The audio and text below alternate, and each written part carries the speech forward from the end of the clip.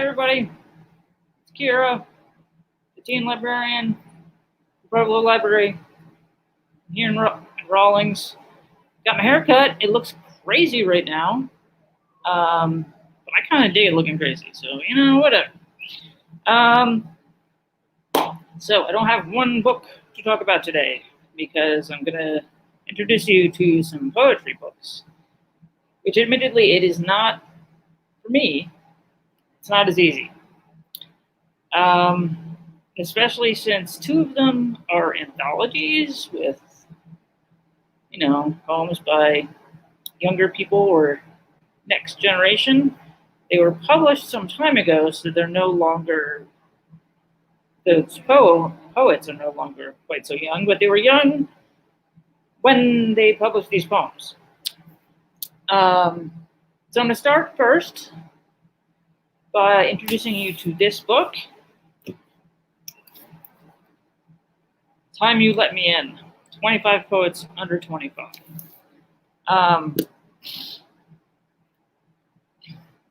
As I imagine is the case for most readers, there's basically a section for each of the 25 poets where they have a number of poems.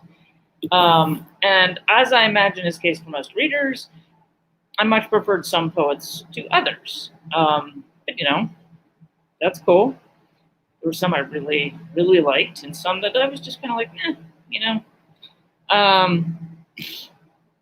But part of the reason why I want to share this with you, not only is it National Poetry Month, but these I'm into the idea of celebrating young poets, and they're writing from their own experiences of love, loss, fear, joy, the day-to-day observations of their lives, and poetry is, the famous poets. So we've got a very famous poet now who's not actually old. But they tend to be older people. But I wanted to share with you that lots of younger poets are getting published and doing great, producing amazing work. So I recommend checking this one out. I think everyone will find something in it that is pretty awesome. They're all very well written. I just like some of them better than others. I have the hiccups. Is that weird? I'm trying to suppress them right now. Okay. The other anthology is an ebook we have. Excuse me. And these are both, these ones are actually like YA books. And it's called, the other one is called Please Excuse This Poem, 100 Poets from the Next Generation. And I don't actually have its pub date, but again, most of the poets are no longer young, but when the poems in there were written as young people. Excuse me. And I just want to share something from the introduction, which I really liked and which I really want to stress. Because I think writing, whether it's in verse or just writing, is a great idea for everyone. And writing in verse, I recommend to everybody to give it a shot. You don't have to write an iambic pentameter. It doesn't have to rhyme, any of that stuff. But poetry is just about choosing your words and finding the best words to express what you want to express. So, in the introduction, editor Carolyn Forche writes, right quote, "These 100 poems, drafted by 100 younger poets firmly launched in their careers, will provide writers with inspiration and aspiration. In poems, you will never run out of ways to say, 'I am here.'" And I love that line. And I really, really enjoyed this anthology. Again, some I like better than others, but it was just one poem by each poet, and there were some just like ones that sort of knock your block off, in the best possible way. Um, and again, these are poems that are flowing out of young people's experiences, just like the experiences you are having now. Beautiful, terrifying, traumatic, woeful, bright. It's great. And this is an ebook that we have. So I'll tell you the title again. Please excuse this poem. You'll find it if you search for that. And I just gotta mention this. One of the poets in this book is somebody I went to college with, and which tells you it was probably published a little while ago. I'm not 25. And have you ever had that experience where you meet someone and you're just sort of dumbfounded because they seem like such an incredible genius? Well, that's what happened when I met Ben. I was just sort of like, whoa. There was something about the way he held himself. It's not like he used lots of big words or anything like that. There was just something about it. Just like, oh my God, this guy's a genius. And, but you know what? He's also a really nice guy. So, you can give that first impression and be a totally nice person who can be friends with everybody. So, anyway, I just wanted to mention because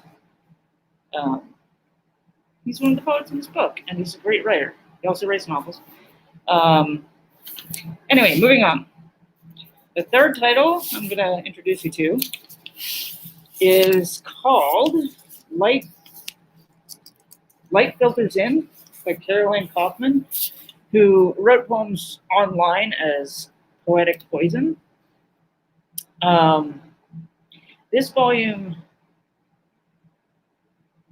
it's quite intense. I absolutely loved it, but it's about the horrors of her mental illness and also about her recovery. I'm not going to spend a ton of time on it. One, it's an ebook, so I can't look at it while I'm talking to you. But it can be triggering. It can also be enlightening, oddly joyous experience to read. For those who suffer from serious depression and for those who don't. As someone who does, I adored this book. It is quite brutally honest about the agony that she faced. And her depression is as an adolescent, which I think also part of the reason I'm sharing this with you. And it's also very honest about how she found light and how she recovered. The poetry is heartbreaking and breathtaking.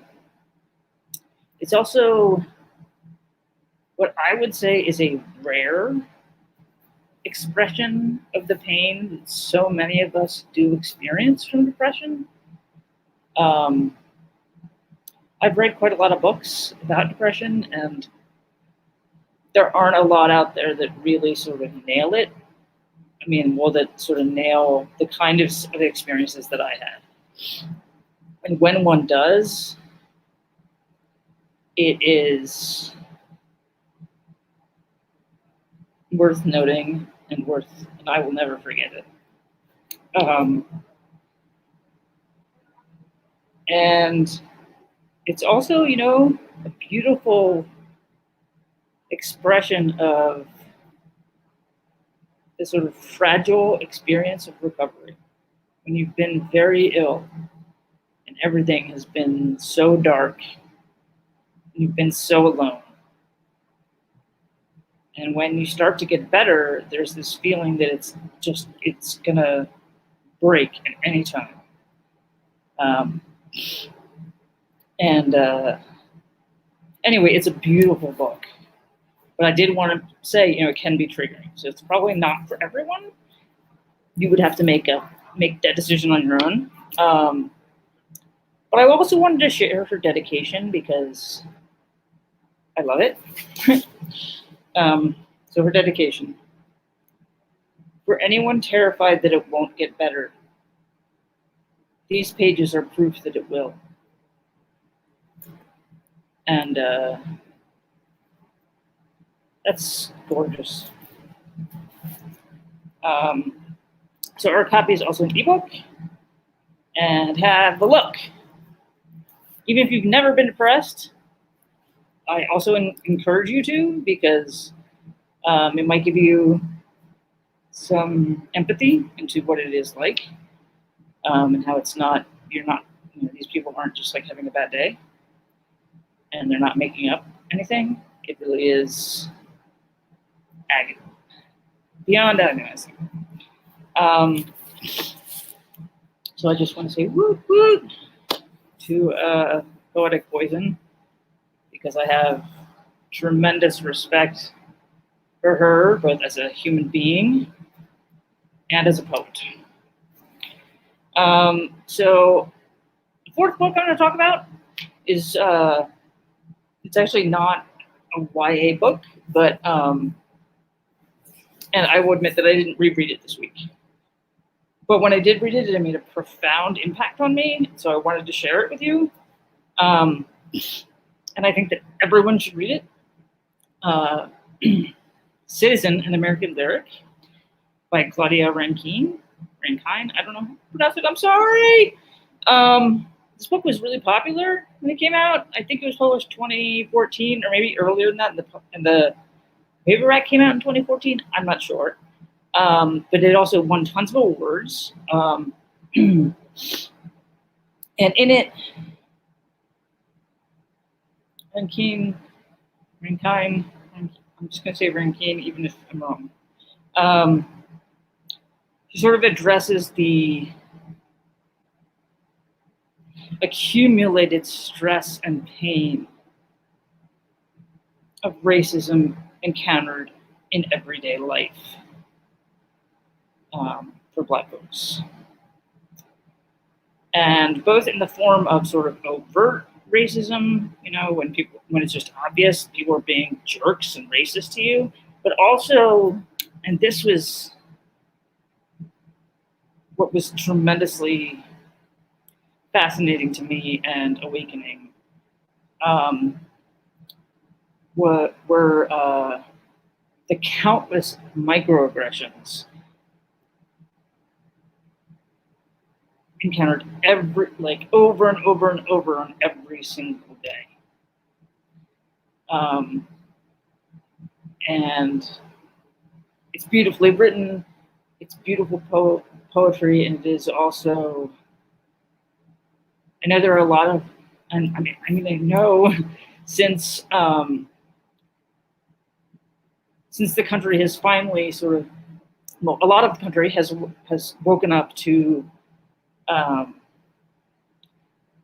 how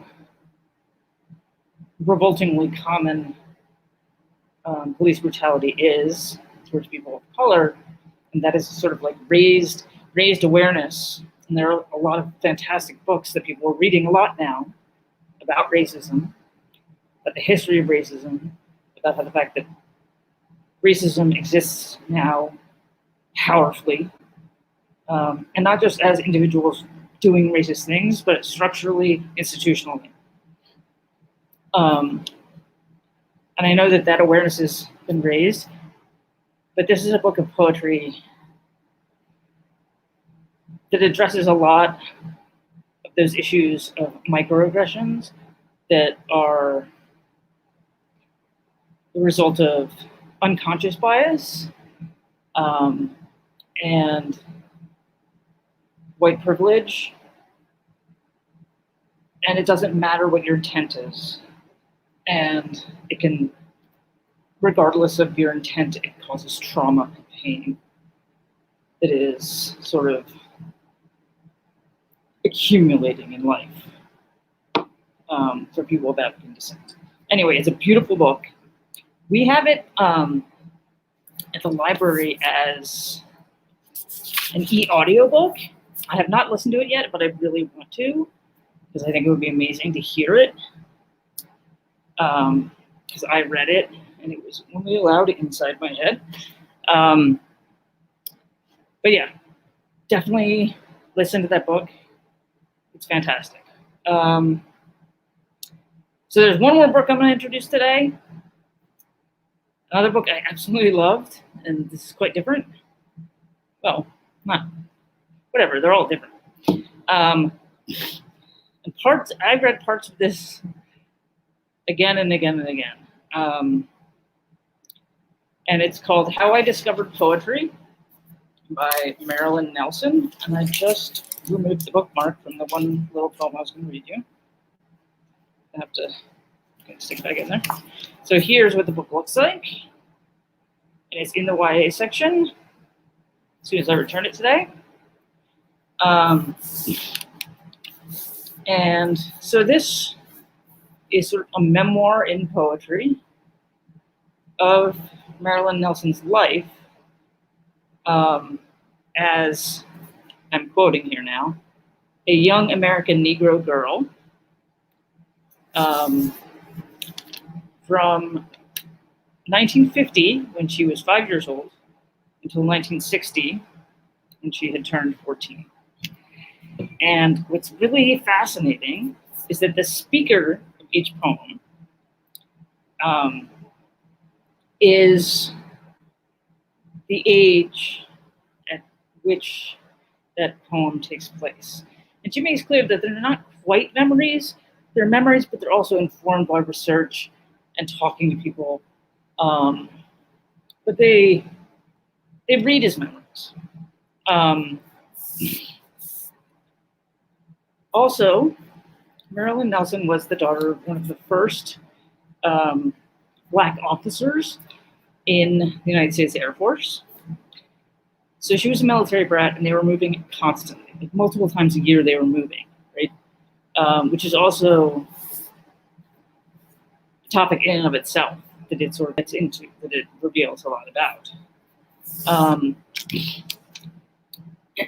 But I mean, going from 1950 to 1960, it's all rooted in the awareness of this speaker who is growing up through these 10 years. But through these 10 years, you've got, the fear of the atom bomb being dropped by the Soviet Union. You've got, the Red Scare. You've got the rise of the civil rights movement. You've got segregation and desegregation. And the first stirrings of a women's movement. And there's also, in here, there are also some amazing parts about her parents and how remarkable her parents are.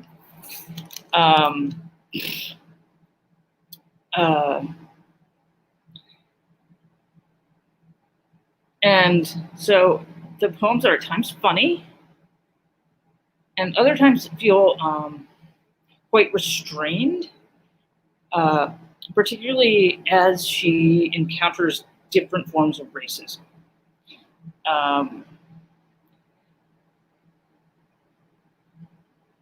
But as readers, we're sort of invited to read between the lines, to see more than she was able to see at that age. And you can see sort of in between the lines what is happening.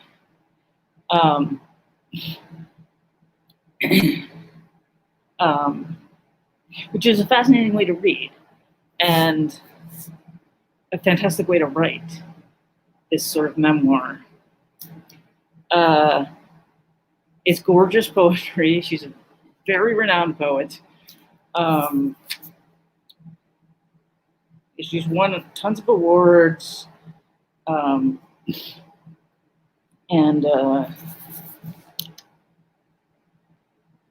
it's beautiful. Now, I want to read you just one poem from, I think it's the second poem. The first poem is also amazing in terms of its language. I'm going to read you the first and the second poem because the first poem is kind of amazing in terms of language. Also, and the second one made me laugh really hard. So, okay. So the first poem is called Blue Footsies. Cleveland, Ohio, 1950. Once upon a time. Upon a time? Something got on a time? What is a time? When it got on a time, could it get off? Could it get on a time 2 times? 3 times? 3 times upon a time? Times on a time? 3 times on time? 3 times on 3 times? I hear Jennifer's breath. Our room is dark. Mama's voice questions and Daddy's answers. A sound seesaw through the wall between us. If there was, once upon a time, a fire, and I could only rescue one of them, would I save him, or her, or Jennifer? 4-year-old saves 3 people from hot flames. God bless Mama, Daddy, and Jennifer. Jennifer is her little sister. Now this one made me laugh because it's about language and about being a 4-year-old in church and what you hear, right? And you have to know a little bit, well, you have to know, to be familiar with a line from the Bible, but I'm just going to read it. It's called Church, again, Cleveland, Ohio, 1950. 4-year-old speaker. Why did Lot have to take his wife and flee from the bad city, like that angel said? Poor Lot. Imagine having a pet flea. I'd keep mine on a dog, but maybe fleas were bigger in the old Bible days. Maybe a flea was bigger than a dog. Maybe like a sheep or a goat. Maybe they had flea farms back then, with herds of giant fleas. Jennifer squirms beside me on the pew, sucking her thumb, nestled against Mama. Maybe Lot and his wife rode saddled fleas, or drove a coach pulled by a team of fleas. I giggle soundlessly, but Mama swats my leg, holding a finger to her lips. And I almost started laughing reading it. No, Lot has to take his wife and flee from the bad city. Like flee, like run away. But the way she hears it is flee, the little thing that, sucks blood on your dog. And the way she's imagining fleas. Oh my God, I was dying laughing. But it's also this fantastic sort of play with synonyms, right? But it's so much funnier because the speaker is 4, and you imagine this 4-year-old sitting in church and hearing them say, Lot had to take his wife and flee the bad city, and flee from the bad city. And you're like, I can totally imagine a 4-year-old being like, what? Like a pet flea? And then just like going, oh, sorry, I love this. And it's a way, it sort of demonstrates the mastery with language that Marilyn Nelson has, and the play with language. There are much more serious parts towards the end when she is encountering some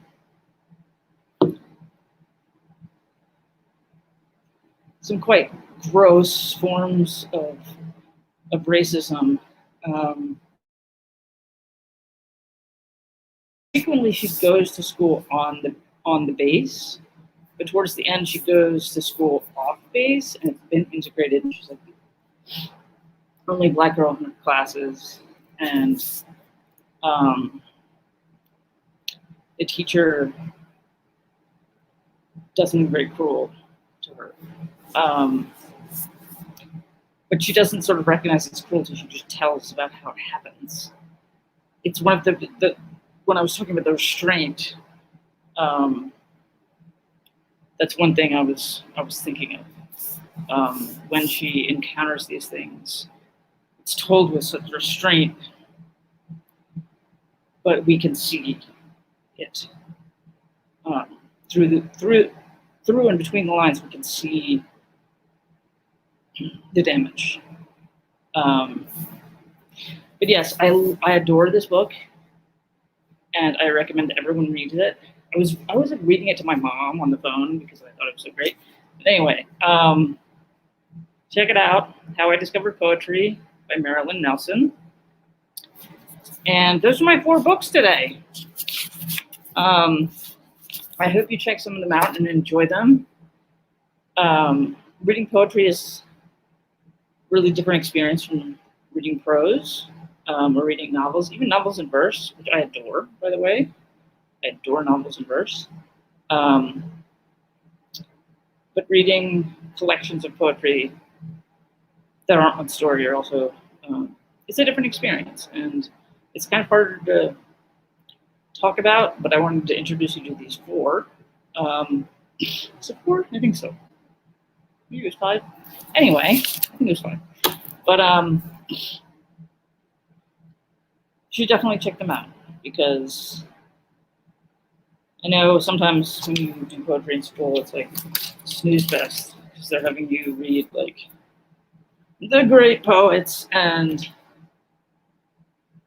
while some people can get super into the great poets right off the bat, other people are just sort of bored because, you know, they're talking about nature a lot, and, you know, some of us can dig that, and some of us are just sort of like, huh?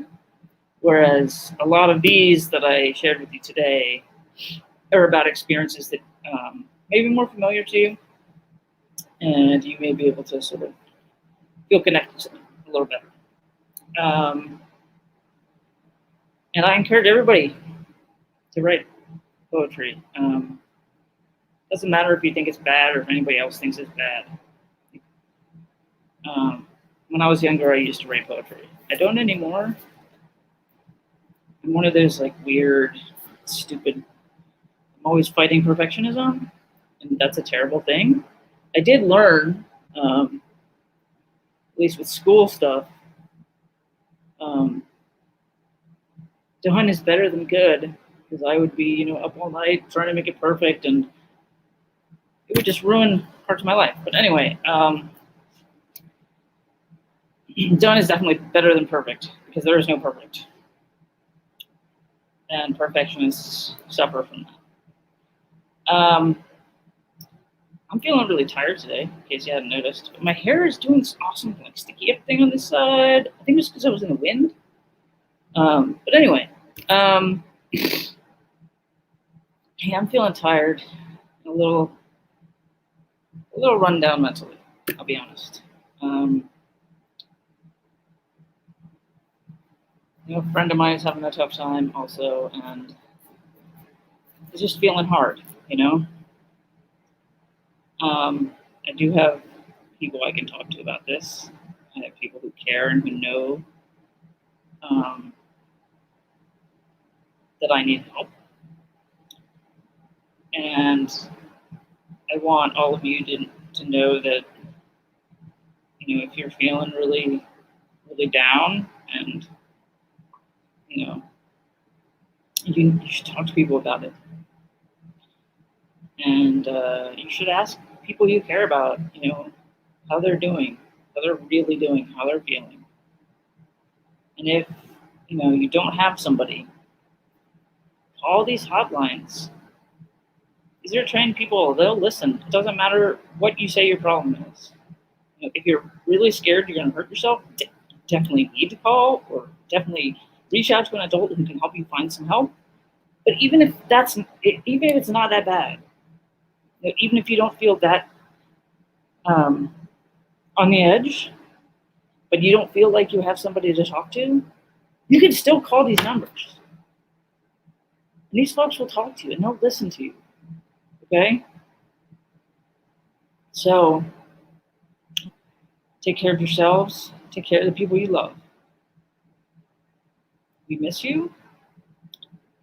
There's a program tomorrow afternoon outside in the courtyard.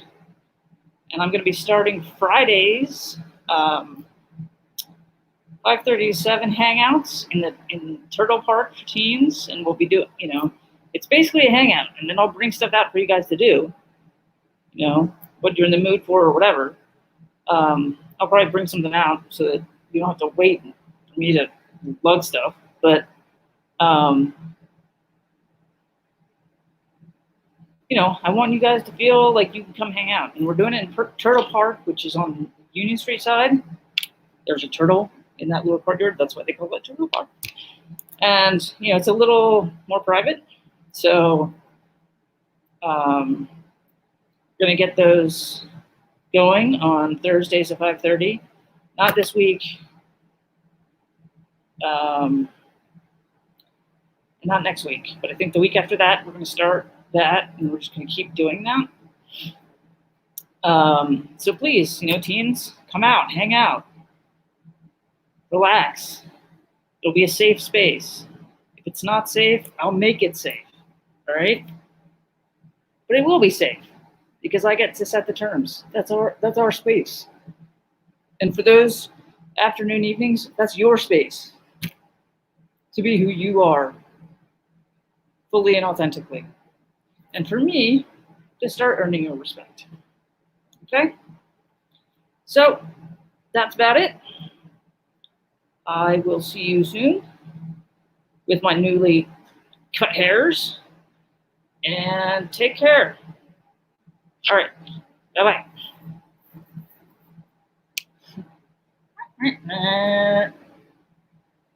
Here is the goofball.